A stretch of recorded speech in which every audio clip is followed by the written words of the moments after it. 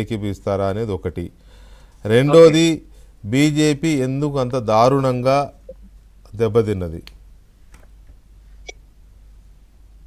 అంటే ఇప్పుడు ప్రధానంగా మనం గమనించినప్పుడు గ్రామీణ ప్రాంతాలలో పరిస్థితిని మనం అంచనా వేస్తే భారతీయ జనతా పార్టీ పరిస్థితి చాలా మెరుగైందనే అనిపిస్తాం.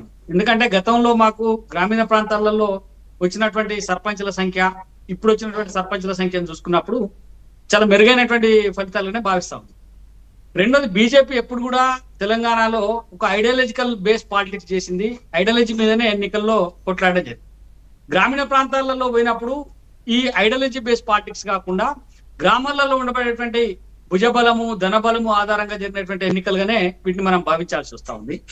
ఈ పరిస్థితిని గమనించినప్పుడు ఏమనిపిస్తుందంటే, గతంలో ఉన్న టిఆర్ఎస్ పార్టీ అధికారంలో ఉంది, అనేక రకాలుగా లబ్ధి పొంది ఉన్నది, ఒక నాయకత్వాన్ని అట్నే బలమైనటువంటి ఒక ఆర్థిక వ్యవస్థను కలిగి ఉన్నటువంటి పార్టీగా బీఆర్ఎస్ పార్టీ.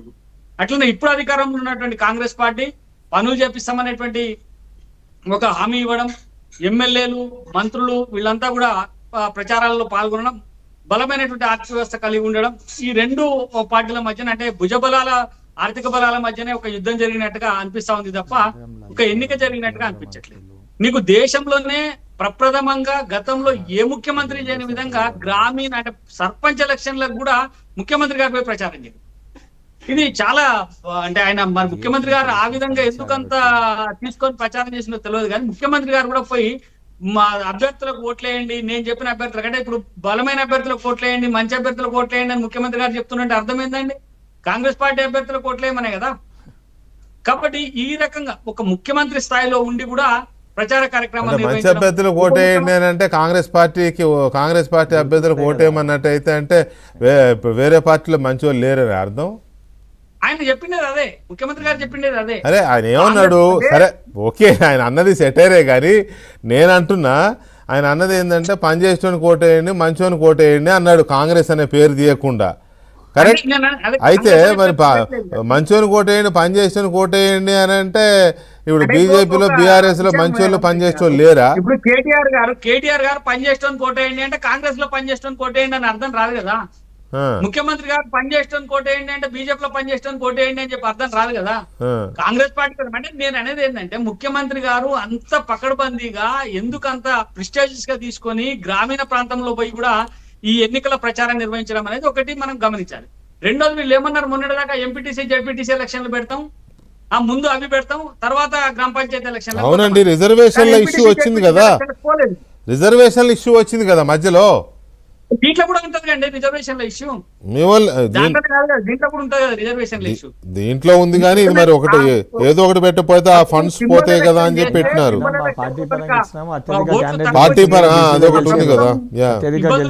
సర్పంచ్ ఎలక్షన్ ఆయనతో గెలవమనేటువంటి భయంతో ముందుగానే సర్పంచ్ ఎలక్షన్లను పెట్టి ఇప్పుడు ఏంటంటే గ్రామాలలో ఒక క్యాడర్ తయారు చేసుకుని రేపు ఎంపీటీసీకి పోతాం, ఇక్కడ సర్పంచ్ గెలిచింది కాబట్టి ఎంపీటీసీని గెలిపించుకుంటాం అనేటువంటి ఒక భావనతోటి వీళ్ళు ప్రయత్నం చేస్తాం.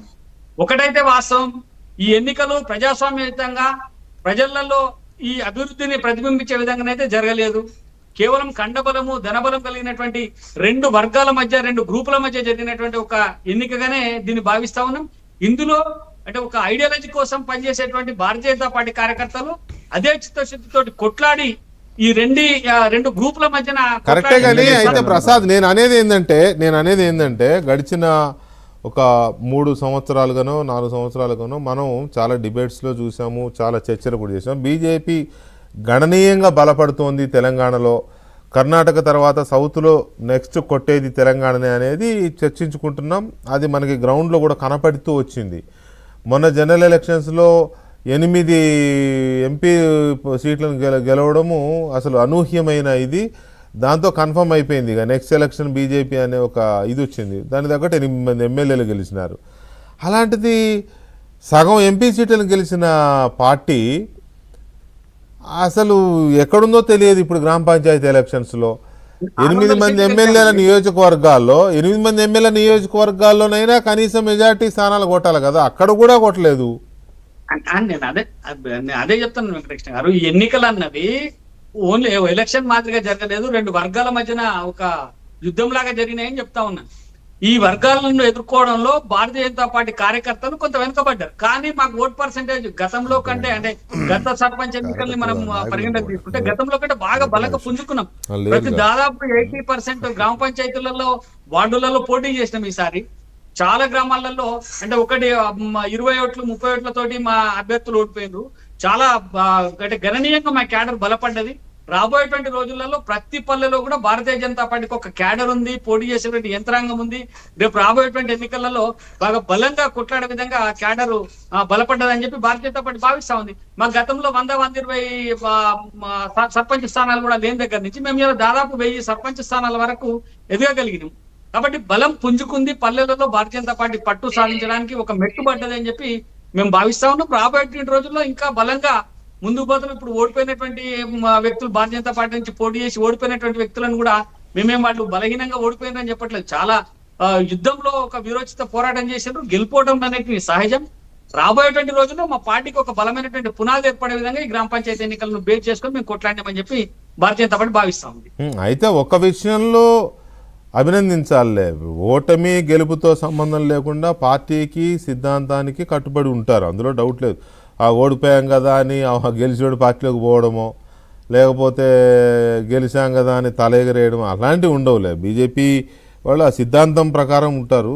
అంతవరకు మనం హ్యావ్ టు సిద్ధాంతం మంచిదా చెడ్డదా అనే దాని మీద మళ్ళీ వేరే రకాల చర్చలు ఉండొచ్చు, అది నాకు అనవసరం. కానీ ఇప్పుడు సిద్ధాంతానికి కట్టుబడి వాళ్ళు ఆ రకంగా ఉంటారు. ఓడిపోయినా గెలిచినా, టికెట్ వచ్చినా రాకపోయినా, పోటీ చేయమన్నా పోటీ చేయొద్దన్నా అదొక రకమైన ఇవాళ ఇది